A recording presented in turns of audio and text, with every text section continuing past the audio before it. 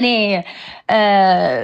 ብዙ ጊዜ በነገራችን ላይ ፋኖ ሀብቴ በደንብ አብራርቶታል። ግን እኔ ቅድምም ነግሬያለሁ ቴዲ፣ እኛ ኢትዮጵያዊነታችንና የአማራ ብሔርተኝነታችን አልተጋጨብንም።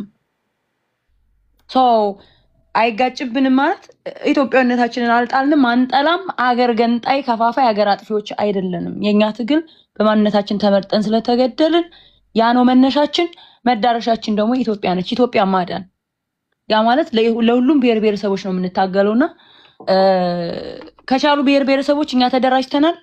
ትግላችንን ማገዝ ይችላሉ፣ ከኛ ጋር መታገል ይችላሉ። ቢካዝ 4 ኪሎ ስንገባ ያው የስልጣን ሸር ስለሚኖር አማራ ብቻ መሞት የለበትም፣ ሞቱንም ተጋሩን ብለን የኢትዮጵያ ብሔር ብሔረሰቦችን ጥሪ እናቀርባለን። ይታገሉ።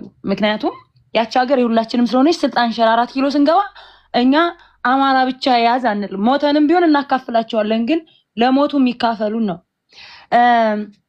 ሌላ ስለ ቴዲ አንድ የሆነ የራሴ ኮንሰርን ከውስጥም የተነገረኝ ኢንፎርሜሽን አለ።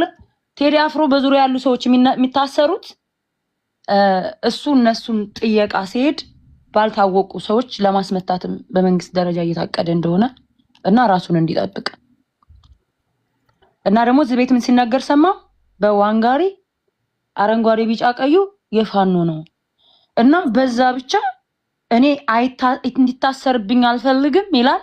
ከዛ ደግሞ መንግስትን ይሰጠዋል ኢንፎርሜሽን በዚህ ብታስሮ ምናምን የሚል ይሄ እንደዚህ አይነት ይሄ ቴዲን ወዳጅ መምሳይ ግን ቴዲን የማስጠቃት ነው። ቴዲን እሰሩት ምናምን። በነገራችን ላይ እኔ አሁን እዚህ አንዳንድ የመንግስት ደጋፊዎች በሚናገሩት ቴዲ ለመታሰር እቅድ ላይ ነው፣ በቅርብ ቴዲን ያስሩታል ብዬ ነው። ምክንያቱም እንዳይገሉት ቴዲ ጥበቃ ቢደረግለት ምናምን አይነት ነገር ማለት ነው። ቴዲ አፍሮን ከገደለው መንግስት ነው። ባልታወቁ ኃይሎችም በምንም ይሁን ሊገለው የሚችለው መንግስትና መንግስት ብቻ ነው። ጥበቃ ካስፈለገም እቤቱ እንጂ ማረሚያ ቤት ወስደው ወሩረክ እየደበደብከው ጨለማ ቤት እየጣልከው ምናምን አይደለም። የቴዲ ስርዓት የሚያስፈልገው እሱን ለማሰቃየት ነው። ስለዚህ ጥበቃ መንግስት ለቴዲ እንግዲህ የሀገሪቷ ብዙ ነገሮች አሉ። ጥበቃዎች እዛ እሱ ጋር የሆኑ ሰራዊቶች መመደብ ይችላል። አንድ ነገር ቢሆን ለሀገሪቷም ጥሩ ስለማይሆን ቴዲ ይጠበቅ በቤቱ። ቴዲ በእስር ቤት ግን ሊጠበቅ አይችልም። እና ቴዲ መጠንቀቅ ያለበት በዙሪያ ያሉ ሰዎች የሚታሰሩት እሱ ሲሄድ ለማስመታትም ጭምር እንደሆነ በመንግስት እየተሰራበት እንደሆነ ኢንፎርሜሽን ከመንግስት ኢንፎርሜሽን ስለደረሰ ነው። አሁን ገስት ላይ ሰዋራ ያው ነው የታቃለት ሄዳ ፌደራል ፖሊስ ነበርኩኝ። አንዳንድ ጓደኞቼ ኢንፎርሜሽን ይሰጡኛል። በዚህ አጋጣሚ ሰማለሁ ለማለት ነው። ለማለት እኔ መንግስት ውስጥ ያሉት ጋር ሰራለሁ ማለት አይደለም። ይሄ ያዝልኝ እና አረንጓዴ ቢጫ ቀዩ ባንዲራ በነገራችን ላይ መሪዎች ሲመጡ ዋንጋሪ የተናገረው መሪዎች ሲመጡ የራሳቸው ምልክት መሀል ላይ ያደርጋሉ እንጂ የኢትዮጵያ ባንዲራ ፋኖ ያነሳው ባንዲራ የኢትዮጵያ ባንዲራ ነው። ኦኬ ይሄ ነው። በደንብ ይሄንን ማወቅ አለብህ። አስምረህ መያዝ አለብህ። አፄ ኃይለ ሥላሴ አንበሳ ነበረው። መለስ ዜናዊ ሲመጣ ደግሞ የብሔር ብሔረሰቦች በሚል ሂሳብ ይሄንን የሰይጣን ምልክት መሀል ላይ አድርጎበታል። ሜቢ አብይ አህመድም ከፈለገ መቀየር ይችላል መሀሉን። አረንጓዴ ቢጫዋን ቀይ ግን መቀየር አይቻልም።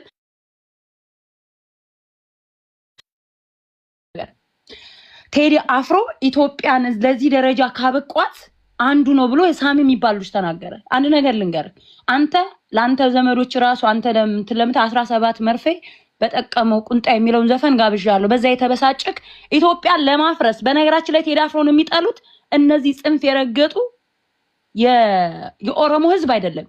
የኦሮሞ ኢትዮጵያን ጠል የኦሮሞ አሉ ኢትዮጵያን ጠል ብሔርተኞች እነዛና የትግሬ ብሔርተኞች የትግራይ ብሔርተኞች ናቸው። ለምን? ሁለቱም ገንጣዮች ናቸው። ሀገር አይወዱም። በነገራችን ላይ ህገ መንግስቱም ላይ እስከ መገንጠል ብለው ህገ መንግስቱን አማራን ያገለለ ህገ መንግስት የጻፉት እነዚህ ሁለት ጽንፈኛ አደገኛ ገነጣጣዮች ስለሆኑ ሳሚ እነዛ ፓርቲ ስለሆነ ነው ቴዲን የሚጠራው። አመሰግናለሁ። ቴዲ ሳይሆን ያንተ አባቶች ናቸው ኢትዮጵያ ለዚህ ደረጃ ያበቋት። ሳሚ ይሄን እንድትይዝልኝ ቴንኪው። ጨርሻለሁ። ቴዲ ደህና አደር። ቴንኪው ተምር ኡኖ አማራ ኦኬ ቴንኪው። ወይ ለማስረዳት መጠቀመው ቃል ውስብስብ ይሆናል አላውቅም። እኔ ግልጽ እኮ አማርኛ ነው የተጠቀምኩት። አዲስ መታል? አዎ መጥቻለሁ። ይሰማል አይደል? ይሰማል። ኦኬ ቴዲ፣ እኔ ያልከው ግልጽ ነው። አዶን ነው መልሴን ያላረካህ እንጂ ያልከው ለኔ ግልጽ ነው። ለምንድነው ከውጭ ሆነ የማታግዛቸው ነው የምትለኝ? እኔ አሁንም ቢሆን ፋኖ አይደለም ቴዲ። በፋኖ አደረጃጀት ውስጥ ተወካይም አይደለሁም ምንም አይደለሁም። ግን አድቮኬት አደርጋለሁ። አድቮኬት ማድረገው ምን መሰለ? ኢትዮጵያ ውስጥ እኩልነት እንዲኖር እፈልጋለሁ። ኢትዮጵያ ወደ ዲሞክራሲ እንድንሄድ እፈልጋለሁ።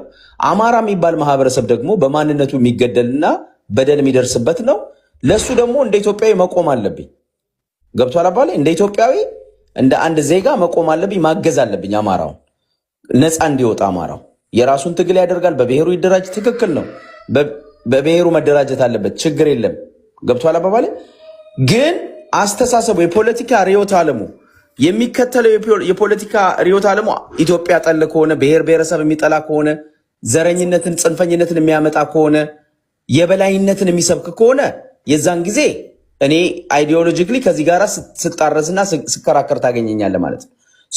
በአማራ ትግል ውስጥ እንደዚህ አይነት ሰዎች አሉ ካልከኝ፣ አዎ አሉ። በግለሰብ ደረጃ ሜዳ ላይም ስከራከራቸው፣ አንተ መድረክ ላይም ሌላ በእኔ መድረክ ላይም እንደዚህ ሀሳብ ያላቸው አማሮችን ስከራከር ሰምተኝ ታውቃለህ። ይሄ አለ። ገብቷል። ግን እኔ ከአማራ ትግል ውጣ አትውጣ የሚለውን የአማራ ትግል ውስጥም ልክ እንዳልኩ በተጠሪነትም አይደለውም በአባልነትም አይደለውም። ጀስት ደጋፊ ነኝ ያለሁት ማለት ነው። አሮን ነው ካላረካ አላቅም። በደጋፊ ነው ያለሁት። በደጋፊነት ነው ያለሁት እኮ በሌላ አይደል። በቃ አድቮኬሲ ትሰራለህ። እነሱ እንደፈለጉ አድርጎ ብሔርተኝነታቸውን ያደራጁ። ከተሳካላቸው ጉድ ፎር ዜም 4 ኪሎ ይገባሉ። ካልተሳካላቸው ሪስፖንሲቢሊቲን ይወስዳሉ። አንተም እኔ ግን እንደዛ የሚባል የለም። ቴዲ ምን አለ መሰለህ፣ ለምሳሌ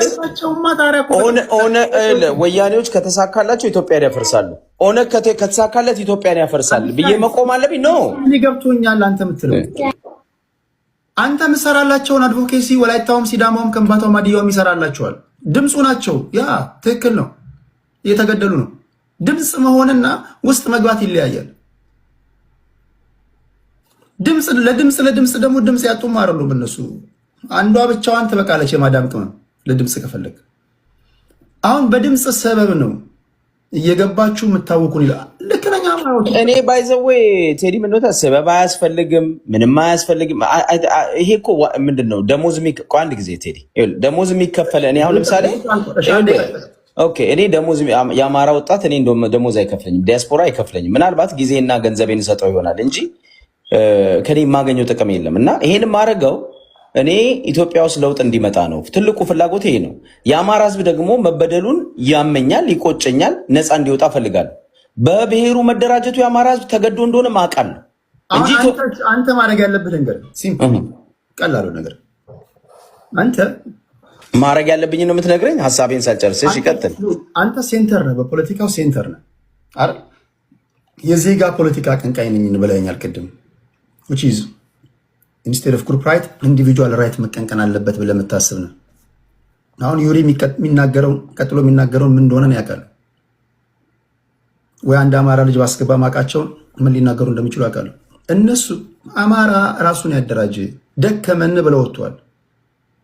ኦኬ አንተ የዜጋ ፖለቲካ ሴንተር ስለሆንክ ኦሮሞ ውስጥም ትግራይ ውስጥም እነዚህ የቡድን መብት መቀንቀን አለበት ብለው የሚያስቡ ሁሉ ጋር እየገባ ነው። እንዲህ አይደለም እንደዚህ አታምርር፣ ጽንፈኛ አቱን፣ ሀገርን አትጥላ ምናምን እያልክ እኮ የምክር አገልግሎት መስጠት አለብህ። ልክ ለአማራዎቹ እንደምሰጠው ሌላ ቦታ አትታይም።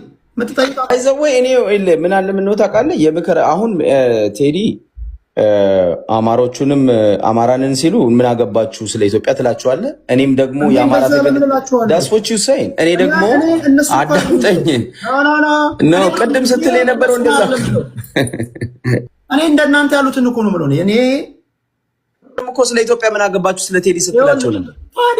አንተ ያልኩትን እኮ ነው ያነሳውልህ። ኦኬ እኔንም ደግሞ ስለ አማራ ምን አገባ እያልከኝ ምንድን ነው? አሁን አንተ አንጀታቸውን በልተህ አሳዝነህ ተገለዋል ሰብአዊ ድርጊት ምናምን ብለህ ሰተት ብለህ ልገባ ነው። ኖ እዛ ከገባ በኋላ እያጨቀያችሁብን ነው እኮ እያሉ ነው ያሉት እነሱ። እንደውም እንዳንደራጅ ዋነኛ ጠላቶቻችን እናንተ ናችሁ እያሉ እኮ ነው።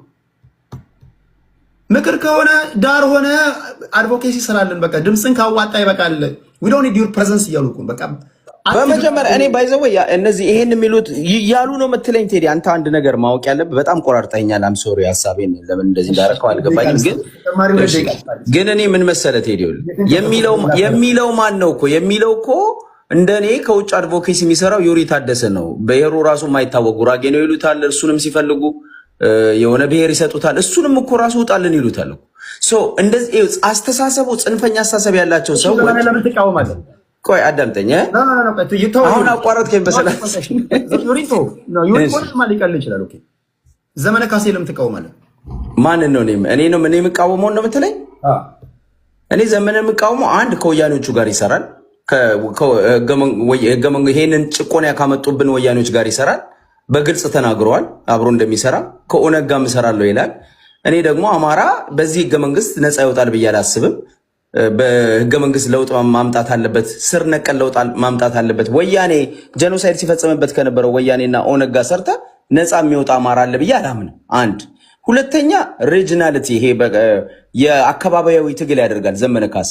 ለምሳሌ እነ እስክንድርን ምን ያደርጋሉ አማራ ትግል ውስጥ ምናምን የሚል ትርክቶች፣ አማራ ማለት ጎንጫ ሜንጫ ምናምን የተወለደ ነው ይላል በቃል አቀባዩ በማርሸት በኩል ማለት ነው። እኔ ደግሞ አማራ ማለት ሀረር የተወለደ አዲስ አበባ የተወለደ ሸዋ የተወለደ ሁሉም ቦታ የተወለደ አማራ ነው ብዬ ነው የምታገለው። እነ እስክንድርም እንደዛ ነው የሚሉት። እና በአስተሳሰብ እኔ አይዲዮሎጂውን እንጂ ዘመንን እኮ አማራ ነው ለምን ነው የምታገለው? ግን አስተሳሰቡን አልቀበልም ነው። ስለዚህ እኔ የምለው ምንድነው በአማራ ትግል ውስጥ ሁለት አይነት ክፍል አለ። አንደኛው ይሄን ህገ መንግስት ማስቀጠል የሚፈልግ፣ ሁለተኛው ብአዴን መሆን የሚፈልግ አለ። ህገ መንግስቱን ይዞ ከወያኔ ጋር ተሞዳምዶ የአማራን ጄኖሳይድ አንደርማይን አድርጎ ከኦነግ ጋርም ከተቻለ ሰርቶ መሄድ ይፈልጋል። አንደኛው ደግሞ አማራ ነፃ ወጥቶ ስር ነቀል ኢትዮጵያ ውስጥ ስር ነቀል ለውጥ መምጣት አለበት። የዜግነት በዜግነት ላይ የተመሰረተ ማነው በዜጋ ላይ የተመሰረተ በኢንዲቪጁዋል ራይት የተመሰረተ ፍጹም ዲሞክራሲያዊ ከኤትኒክ ፌዴራሊዝም ኢትዮጵያንም አማራንም አወጣለሁ ብሎ የሚታገላል። ያንን ክፍል እኔ ደግፈዋል። ቢኮዝ ከኔ ጋር ሀሳቡ ተመሳሳይ ነው። ያ ክፍል እስክንድር ነጋ ነው፣ ቴዲ አፍሮ ነው። ብሔር ብሔረሰብ መደገፍ የሚችል ነው። ሁሉንም ኢትዮጵያ መወከል ይችላል። አማራውም እዛ ውስጥ ያለ ይህ ሀሳብ ያለው አማራውም ይደግፈዋል። ቢኮዝ ዩኒፊኬሽን የሚያመጣ ነው፣ አንድነት የሚያመጣ ነው። የአማራውን አንድነት ያመጣል። አማራው ይሄ ጎጥ ስላለው አሁን ስታይ በአማራ ትግል ውስጥ ይሄ እኮ ውጣልን የሚል እኮ ጎጃሜ ጎንደሬ ብሎ እርስ በራሱ የሚቦጫጨቅ የማይስማማ እኮ ነው። ወርዶ ሰፈር መንደር የሚቆጠር እኮ ነው። ስለዚህ አንደኛ ይሄኛው ትልቅ ሀሳብ ያለው ትልቅ ግራንድ ሀሳብ ያለው አማራን ነፃ አውጥቼ ኢትዮጵያን ነፃ አውጣለሁ የሚለው አንድ አማራውን ዩኒፋይድ ያደርጋል፣ ዩኒቲ ይፈጥርለታል። ሁለተኛ ከሌሎች ኢትዮጵያኖች ጋርም አንድነትን ማምጣት ይችላል፣ ሌሎች ኢትዮጵያኖችም ይቀበሉታል። ስለዚህ አሸናፊ ሀሳብ ያለው ይሄ ነው። የእስክንድር ሀሳብ፣ የሀብታሙ በሻ ሀሳብ፣ የቴዲ አፍሮ ሀሳብ እንደዚህ። ሌላው ድኩማን ነው፣ የሰፈር የመንደር ታጋይ ነው እና የወያኔ ሀሳብ ተሸካሚ ነው። እሺ አዲስ ታይምስን ከልብና ወጣ ነበረ ግን